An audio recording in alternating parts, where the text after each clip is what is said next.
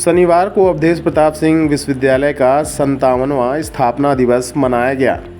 इस अवसर पर विश्वविद्यालय के पंडित शंभुनाथ शुक्ल सभागार में गरिमामय समारोह का आयोजन किया गया। कार्यक्रम में विशिष्ट अतिथि के रूप में जगत गुरु रामभद्राचार्य दिव्यांग विश्वविद्यालय चित्रकूट के कुलपति प्रोफेसर शिशिर कुमार पांडे, रामपुर बघेलान के विधायक विक्रम सिंह मौजूद रहे। इसके अलावा मंचासीन अतिथियों में विश्वविद्यालय के कुलपति प्रोफेसर राजकुमार आचार्य, कुल सचिव doctor Surendra Singh Parihar, professor Sunil Tiwari, professor Shrikant मिश्र मौजूद रहे। कार्यक्रम में मुख्य अतिथि के रूप में स्वामी रामभद्राचार्य महाराज को पहुंचना था, लेकिन वह स्वास्थ्य कारणों की वजह से फिजिकली उपस्थित नहीं हुए, लेकिन किसी को उन्होंने निराश भी नहीं किया। वर्चुअली कार्यक्रम में शामिल होकर छात्र छात्राओं को शुभकामनाएं दी। कार्यक्रम में मौजूद सभी अतिथियों को कुलपति ने स्मृति चिन्ह भेंट कर सम्मानित भी किया। विशिष्ट अतिथि के रूप में मौजूद प्रोफेसर शिशिर पांडे ने इस दौरान कहा कि पूर्वजों की भूमिकाओं को याद करने से हमें प्रेरणा मिलती है, इसलिए हम कप्तान साहब अवधेश प्रताप सिंह को याद कर रहे हैं, जिन्होंने मध्य भारत में इस विश्वविद्यालय की कल्पना की। रामपुर बघेलान से विधायक विक्रम सिंह ने कहा, विश्वविद्यालय को यहाँ संग्रहालय की स्थापना करनी चाहिए। इसके अलावा कप्तान साहब के नाम से हर साल एक व्याख्यान माला का भी आयोजन करना चाहिए।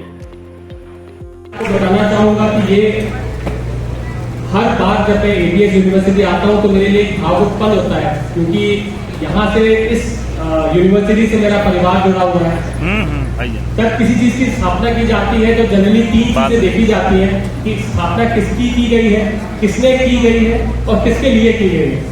तो मैं आपको बताना चाहूंगा कि इस यूनिवर्सिटी की जब स्थापना की गई, जब मेरे दादाजी श्री गोविंद नारायण सिंह जी मध्य प्रदेश के मुख्यमंत्री थे, पहली सम्मिलित सरकार के मुख्यमंत्री बने थे, और उन्होंने 1.5 साल का कार्यकाल मुख्यमंत्री के रूप में गुजारा, और उस 1.5 साल के कार्यकाल में उन्होंने बहुत बड़ी यहाँ पर उपलब्धियां दी रीवा में, जैसे इंजीनियरिंग कॉलेज हो गया, मेडिकल कॉलेज हो गया, अपनी यूनिवर्सिटी हो गई, बाणसागर प्रोजेक्ट हो गया जिसको पहले हिडम्बा प्रोजेक्ट के नाम से जाना जाता था। उन्होंने अपने 1.5 साल के कार्यकाल में जो भी सुविधाएं रीवा को दे सकते थे, मध्य प्रदेश को दे सकते थे, उन्होंने दी। और जिसके लिए उन्होंने ये स्थापना की, उनके पिताजी यानी मेरे परदादा कैप्टन अवधेश प्रताप सिंह जी, उनकी एक सोच थी कि शिक्षा का स्तर बढ़ाना चाहिए, और यदि एक आदमी, एक मनुष्य शिक्षित होगा और अच्छा पढ़ाई करेगा तो अपने जीवन में बहुत अच्छी उपलब्धियां हासिल कर सकता है। उसी को ध्यान में रखते हुए उन्होंने एक यहाँ पर रामपुर हाउस, जो नगर निगम के सामने अभी भी है, काफी पुराना घर है, 1-1.5 एकड़ का वो कैंपस है, वहां पर उन्होंने निःशुल्क लोगों के लिए रहने की व्यवस्था की थी कि जिस व्यक्ति को भी पढ़ाई करनी है रीवा में, वो वहां पर आए, रहे, खाना खाए, उसको कोई भी शुल्क नहीं देना पड़ता। तो ये मैं आपको इसलिए बता रहा हूँ कि ये उस टाइम यानी 60s की बात है, उस टाइम उनकी जो विचारधारा थी वो किस प्रति थी शिक्षा को लेकर। मैं आपको ये भी बताना चाहूंगा कि आप लोग कप्तान साहब के बारे में, मतलब मैं भी बहुत ज्यादा नहीं जानता हूँ, क्योंकि मैंने उनको कभी देखा नहीं, उनके बारे में बहुत ज्यादा सुना भी नहीं, क्योंकि बचपन में मैं सिंधिया स्कूल चला गया था पढ़ाई करने के लिए जब मैं 9 साल का था। तो मेरी पढ़ाई, पूरी शिक्षा सिंधिया स्कूल में हुई, 12वीं तक मैं वहां रहा।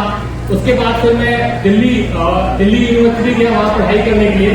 तो मुझे बहुत ज्यादा ऐसे लोग मिले नहीं जिन्होंने मुझे कप्तान साहब के बारे में बताया, लेकिन कुछ लोग रहे, उन्होंने मुझे बताया कि कप्तान साहब हमेशा हाफ पैंट में रहते थे, और कोई भी व्यक्ति उनके पास आता था तो सीधे रिक्शे में बैठा के, चाहे कलेक्टर हो चाहे कमिश्नर हो, उनके पास सीधे ले जाते। वो बहुत ही साधारण व्यक्तित्व के धनी आदमी थे। उनको नेहरू जी ने 1947 जब हमारा देश आजाद हुआ और पहले चुनाव के बीच का जो समय था, उसमें उन्होंने मध्य प्रदेश का उनको प्रधानमंत्री बनाया।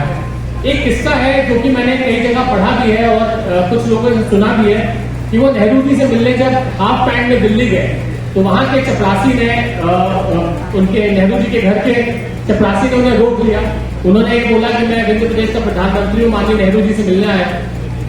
उन्होंने, चपरासी ने बस एक कान से बात करके दूसरे कान से निकाल दी। वो बहुत देर तक इंतजार करते रहे। फिर जब उन्होंने दोबारा आके बोला, चपरासी ने अंदर जाके बोला, तो नेहरू जी स्वयं उनको बाहर लेने आए, फिर उनको अपने अंदर घर ले गए, उनको उनके साथ बैठ कर नाश्ता किया। तो ये उनका व्यक्तित्व था, वो बहुत